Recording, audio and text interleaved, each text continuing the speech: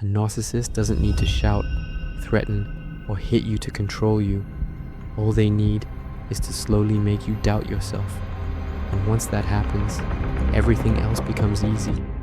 If you've ever walked away from a conversation feeling confused, guilty, or unsure of what actually just happened, even though you were certain a moment earlier, you were not imagining things. That's exactly how narcissistic manipulation works. It doesn't feel like abuse at first. It feels like miscommunication, like you're too emotional, like you just need to explain yourself better. But over time, something shifts. You start apologizing more. You hesitate before speaking. You replay conversations in your head, trying to figure out what you did wrong. And somehow, the focus is never on what they did, only on how you reacted. That's not accidental. The most damaging trick narcissists use is gaslighting. This isn't just disagreement. It's a slow attack on your ability to trust your own memory. Here's how it usually happens. They say something cruel or dismissive. You bring it up calmly, and instead of acknowledging it, they deny it completely. That never happened. I didn't say that. You're exaggerating. You always twist things. At first, you're just confused. You remember it clearly. You know how it felt. But they sound so confident, so certain, that your brain hesitates. And that hesitation is exactly what they're aiming for. When someone you care about repeatedly denies your reality, your mind starts looking for another explanation. Maybe you misunderstood. Maybe you overreacted. Maybe you are too sensitive. Little by little, you stop trusting yourself.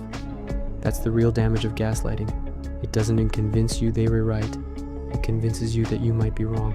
And once you don't trust your own perception anymore, you start relying on theirs. They become the authority on what's real, what's acceptable, what actually happened. That's control. Another reason it is so hard to leave is something called intermittent reinforcement. Even though it doesn't feel psychological at all when you're inside it. Narcissists aren't cruel all the time. If they were, you'd walk away. Instead, they switch back and forth. One moment they're affectionate, charming, and deeply attentive. The next, they're cold, distant, or critical. You don't know what changed, so you start analyzing yourself. What did I say wrong? Did I push too hard? Should I have handled that differently? But here's the truth most people never realize. You didn't cause the switch. The switch is the strategy. Unpredictable affection is addictive. Your brain starts chasing the good moments because they feel like relief. When the warmth comes back, it feels intense. Not because it's healthy, but because it was missing. This creates a trauma bond. You're not staying because you're weak. You're staying because your nervous system is being trained. And narcissists know this. They pay attention to how you react. When you pull away, they suddenly become loving again. When you feel secure, they withdraw. You're not in a relationship. You're in a behavioral loop. Then there's triangulation. This is when a narcissist brings another person into the picture to make you feel insecure and off balance.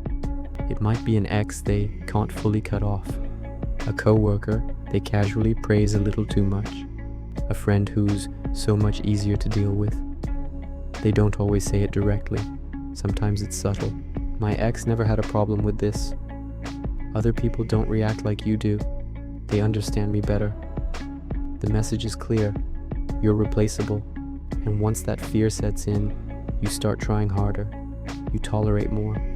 You compete for attention you shouldn't have to compete for. The cruel part? Often, there is no real competition. The threat exists mostly in your head, and that's enough.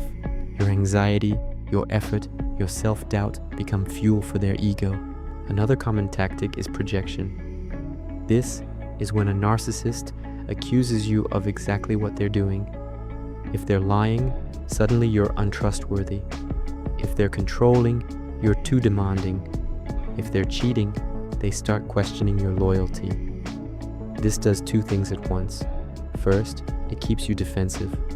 You're too busy proving your innocence to notice their behavior. Second, it creates confusion about who the real problem is. Before you know it, the conversation flips. You're explaining yourself. You're reassuring them. You're apologizing. And they walk away untouched. This tactic works especially well on empathetic people Because being accused of hurting someone feels awful. Even when you've done nothing wrong, you try to fix it. They know that about you, and they use it. And finally, there's love bombing followed by devaluation. In the beginning, they feel perfect, intense, present, almost unreal.